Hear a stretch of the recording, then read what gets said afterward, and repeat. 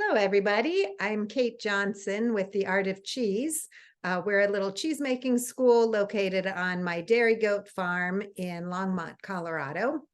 And this is a virtual background of my classroom. I'm actually sitting in my office making this recording for you. But we're located right on our farm where we teach in-person classes, and we also have a lot of online classes. And we are here today with you as part of this collaboration for Dairy Month, because June is Dairy Month. And the collaboration was developed by the Inquisitive Farm Wife and the Mennonite Farmhouse. So they invited me to share a little video with you that had something to do with Dairy Month. And so I've chosen to do a little PowerPoint presentation because this is how our online classes work. I'm now going to go up to the corner here and I'll be your guide through the PowerPoint. And we're going to talk about how to make a DIY cheese press and how to set up an aging cave. So I've been watching the videos that have come before me this month, and lots of people teaching all kinds of great things, from how to take care of goats and milking goats and cows and how to make all kinds of different cheeses. So I thought it might be fun to just take that to the next step and talk about, if you haven't yet made a hard cheese, maybe you're intimidated by the fact that you're going to need a cheese press of some kind, and that you're also going to need to set up an aging cave.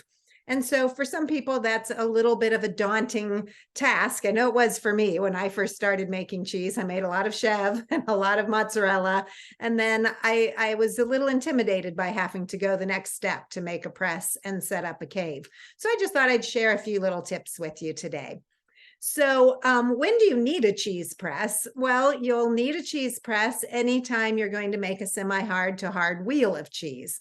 That's going to require a press to form the wheel. And so examples of these cheeses might be cheddar, Gouda, Parmesan, Swiss, lots and lots of cheeses that need a cheese press. All right. So in addition to all the equipment you'll need to actually make the cheese, you're going to need two additional pieces of equipment to make a wheel of cheese. And the first piece of equipment you're going to need is some kind of a mold. We call them forms at our cheese making school, just so that we don't confuse you between mold and molds. So these are some examples of different sizes and shapes of cheese forms. And you'll see they all have some kind of a circular form. This one has rounded edges. Some of them have straight edges. Some have a bottom, some are bottomless. And then they all have this little top piece, which is called the follower. And I can always remember that term because you're going to follow the curds with the follower to press them. And then the second piece of equipment you'll need is a press of some kind with variable weight, because some cheeses are going to press with just a few pounds of weight, and some are going to press with many, many pounds, maybe 50 or more pounds. Now, in a commercial dairy, they might be using pressure as opposed to actual weight. A lot of them are pneumatic presses, but for the home cheese maker, most of us are using some kind of weight in a smaller type of press. So this first one is an example of a little very simple cheese press that a friend of mine made, that just with some wooden boards and some dowels. This is a much more expensive press, and this one uses springs to gauge the weight. And what I'm going to teach you is the bucket press. So some of you may already be familiar with this, but if not, the bucket press, whoops, let me go back to this, is probably the easiest and cheapest press to make. It can be really inexpensive because you might be able to source your food grade buckets for free, like I did. So I went to my local bakery and asked if they had any food grade buckets they were about to throw away. And they gave me some nice buckets that had been holding big batches of frosting. So I would say a 3 to 5 pound bucket is probably best. If you don't have a source to get them for free, they're relatively inexpensive to purchase at a restaurant supply store or online. Food grade is preferred because we don't want any chemicals getting into our cheese. All right, and the best way to do a bucket press is to have 3 buckets. So I'd like to think of the first bucket being sort of the sink. This is where the whey is going to drain out. The second bucket is sort of like a draining tray. This is where you're going to actually place your form with the cheese curds to press them. And then the third bucket actually is going to either be the weight or house the weight. So let me give you a little quick video of what I mean by this. So here are my 3 buckets. And you'll see the first bucket is just a plain old bucket, nothing to it. It's going to be my sink. The middle bucket, the draining table, I've drilled holes through, and that gives you an idea of about how many holes you'll want, because you want the whey to be able to drain out, and you're going to put your cheese mold or your form in that at that location, of course, with cheese in it. And then your top bucket is your weight. Now you can use free weight or almost free, which is just water. If you fill a gallon jug of old milk jug with water, that's about 8 pounds. And then you can just measure where that line fit. Or you can just fill a jug with water if you don't want to have to measure it out each time. Or you can use weights from some other source. These are weights from a little free weight set or weightlifting set. And you can combine those. So for instance, this is a 8-pound jug of water with a 5-pound weight. And so I would get 13 pounds of weight. All right, so that's pretty simple. I mean, literally, it will probably take you 5 minutes to make that press once you have the buckets. So how do you use it? Well, I kind of alluded to that in that first video, but here I'll actually show me doing it with curds. So I'm just going to put this second bucket, and of course these buckets should all be the same size so they nest inside each other. And then I'm going to put my form. This is a bottomless form, and I'm going to wet my cheesecloth in the way that I was using to make the cheese. That will make it at the same pH level as your curds, and they're less likely to stick to the cheesecloth. Now, some forms have a built-in cheesecloth, like a Cordova mold, but most of the time you're adding cheesecloth. And then this is a make I did. I think this was an Asiago make where the curds have settled to the bottom of the pot. And now, of course, with very clean hands, I'm going to put those curds into my form with the cheesecloth in the draining tray, the middle part of the bucket press. All right, so once they all get in there, let's go on to the next one. Then we're going to put the follower on top. And now I know a lot of cheesemakers like to fold the cheesecloth over the top of the curds. I have just always found that to be a little bit more lumpy, bumpy way to make my wheel. And so I tend to just pull that, I put the follower directly on the curds, and then I just pull my cheesecloth as tight as I can to eliminate as many wrinkles. And then you're going to center that that follower or the whole mold with the cheese in it in the bucket. And then in this case, you can see that my follower drops below the top edge of the form or the mold. And so I put a can in there. Different forms have, some of them have a little thing that will stick up, but if not, just put a can inside there. And then next comes the weight. And so I could put this bucket on there if I wanted to just pour water in where I've pre-measured, or in this case, I'm going to add 10 pounds of pressure or weight by putting a 2-pound weight in and then putting a jug of water, which is about 8 pounds. Now you'll see that that top bucket is a little wobbly. And so if you don't do this next step, you're going to get a lopsided wheel of cheese. And so what I just do is take a nice clean dishcloth and I just nestle it in there, kind of bunch it in there so that it holds it evenly and straight.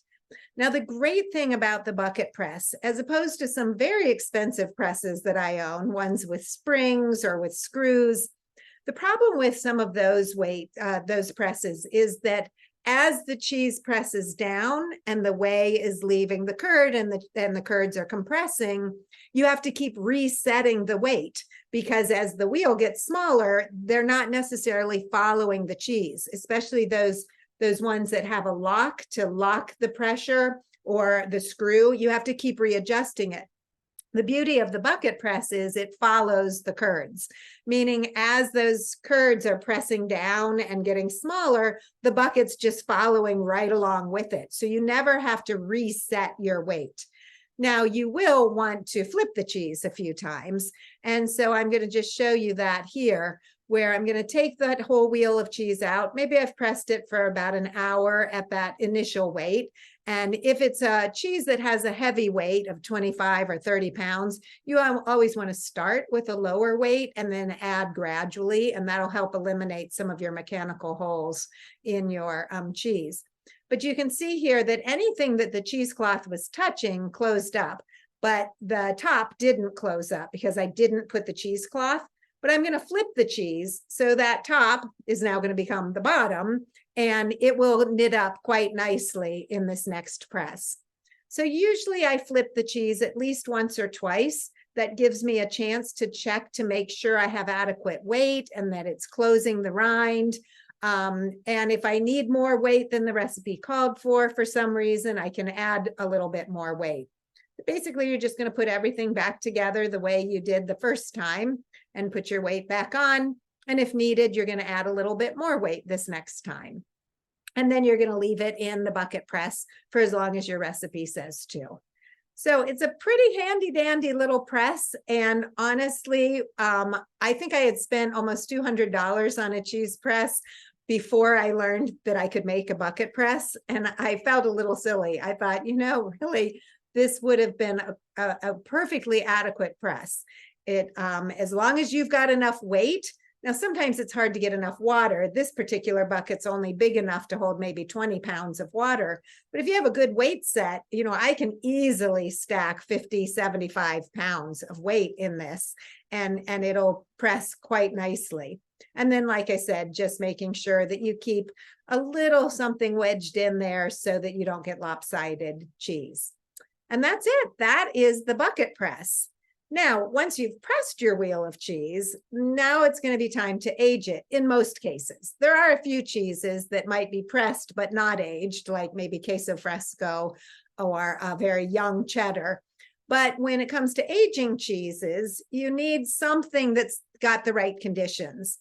So the ideal setting for cheese to age is temperature needs to be around 50 to 55 degrees. Could go a little lower, 48 to 55 degrees. And then you need some way to control or add humidity. And not all cheeses use the same amount of humidity. And then you might want to introduce some interesting microflora into your cheese. And we'll talk about that kind of at the end. So some examples of professional cheese caves. This is at a creamery where I used to have my classroom here in Longmont, the Haystack Mountain Creamery. And this is one of my instructors, Kelly, who used to work there. And so you can see they have all these racks and a big fancy room, and it's conditioned to just all the right conditions for this particular cheese. Well, you're probably not making that much cheese at home, my guess is. And then real cheese caves, the reason we call it a cheese cave, these are some European cheese caves. This first one is actually an old abandoned train tunnel in France for a French cheese called Cantal. And then this lower one is a creamery I visited in Italy last year. And this is an actual cave that was built into the side of the hill next to the house where the cheesemaker's creamery has been for 100 years. So that was pretty cool. And here they're aging Taleggio on wooden planks. So those are some actual cheese caves. But for a DIY cheese cave, you're probably not aging nearly that much cheese. You probably don't have a hillside to build a cave. If you do, that's awesome. But most of us are going to end up using a beverage fridge or a dorm fridge, or maybe even a full-size fridge that we've converted to being a cheese-making cave. Now, a full-size fridge as a regular refrigerator is too cold, right? We're keeping that temperature more like 35 to 40. And your regular room is probably too warm. So you're going to need to control something, have something to do with controlling the temperature. And I'm going to show you that in the next slide here. You might also need some way to control humidity. And I just wanted to talk about that for a second in this slide, and I'll also talk about it in the next couple of slides. But in this one, you can see several ways that this cheesemaker, this is actually one of my students, Ripley, his cheese cave. And one way you might conserve humidity is by waxing your wheels, or by vacuum sealing them, or by putting them in containers. Ripley also has a humidifier with a little fan in his regular size refrigerator. And that way he can also age some natural rind cheeses right out on a plank. Okay, so those are just some little examples. All right, so ways to control temperature. Well, the first thing to controlling temperature is you have to know what the temperature is. And so having a thermometer that you can put in your cave or your refrigerator to gauge what the temperature is. And you might be lucky enough to have a little dorm fridge that if you just turn it to its warmest setting, it's right around 50 or maybe 55, and you're in good shape. But if not, if it's either too warm or too cold, then you might want to attach one of these temperature controllers.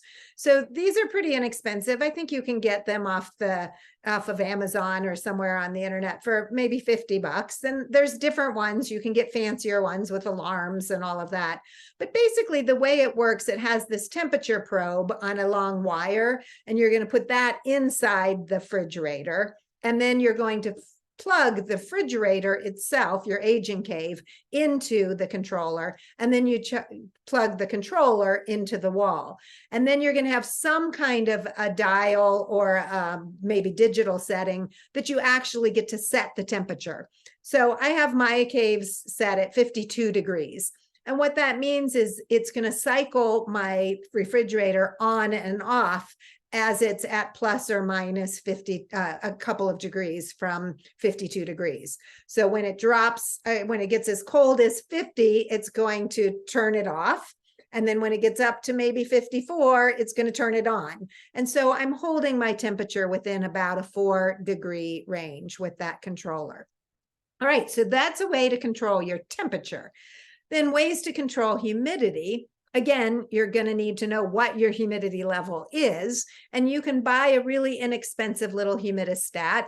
This one is showing that this particular room is 53% humidity. Most cheeses need to age more like 85 to 90% humidity. And so that's where you could try to get your whole cheese cave to be a certain humidity level. And that's where putting a humidifier in your cheese cave might be good for that. But I myself like to actually not have a humidifier in my cheese cave because I make a lot of different types of cheeses, and some want more humidity, some want less. Sometimes I need to dry them out a little bit because they've gotten too humid, and sometimes I need to up the humidity throughout the aging process. So I tend to prefer to age in containers. And the container itself becomes a little microclimate. And so you'll need, if you're going to use a container, these are just plastic, inexpensive little containers. They're not meant for cheese, but they work great for cheese. And I'll put some kind of a little lid, a little food grade plastic lid on the bottom, inverted, and then I'll put some kind of cheese mat. This happens to be needlepoint matting. And I can put that so that we raise the cheese up in the container. And then the cheese itself has a lot of moisture in it. So by the time I close that lid tight, it's going to become sort of like a little terrarium. And I can then, if I want to, I could have a small little humidistat in there so that I know what the humidity is and I can monitor it. And if it's getting too high, I can crack the lid a bit. If it's getting too low, I might actually put a little bit of water or whey or a saline solution in the bottom of the tub to try to increase the humidity a bit. So that becomes a really nice way to gauge your humidity level for that particular cheese. And sometimes I find, I start out and I'm at 85 or 90% humidity, but then the cheese is just too moist and it's getting really moldy fast, or it's getting, Brevibacterium linens building up. And so I'll find I need to crack that for a little while, take the lid off and let it dry out. And if my whole cheese cave was at a high humidity, that wouldn't really work. It wouldn't dry out. It would still stay too humid. Also, You might do the humidistat in the container. They actually sell really tiny ones that would fit right in your container till you gauge what humidity levels look like. In general, I find that if you have some condensation built up on the inside of your container, but not so much that it's dripping on your cheese, you are likely at the right humidity level, and you probably wouldn't need to read it with a humidistat. But as you're learning that, that might be useful. All right, and then the last thing, which I find the most interesting in a cheese cave, is how to increase or enhance the microflora that's there. You know, if I try to make a cheese in Longmont, Colorado, that is famous in the Alpine region of France, you know, I am going to have a hard time replicating that cheese because I simply don't have the same microflora here that they have there. So it is going to be impossible to exactly make that cheese. And especially if I'm doing it in a dorm refrigerator with a very sterile environment. So some ways to make your cheese cave a little more rustic and a little bit more like an actual cave. You can do a couple of things. One, you might add wood to the shelves. So pine, bamboo, spruce, those are all good woods to add to a cheese cave. And over time, they will absorb some of the microflora that just naturally enters your cheese cave, either via your wheels of cheese or just via opening and closing the door. And they'll actually encourage some of that microflora to grow, making your cheese cave a little more interesting than it started out. Another way you can enhance or increase the microflora in your very sterile cheese cave is, I like to call this go big. Fill the cave with a lot of the same kind of cheese. Let's just say you love making garrocha. Garrocha is a really great goat cheese with a really interesting natural rind. We'll make a lot of garrocha and put it in there, and then do this third thing where you can borrow.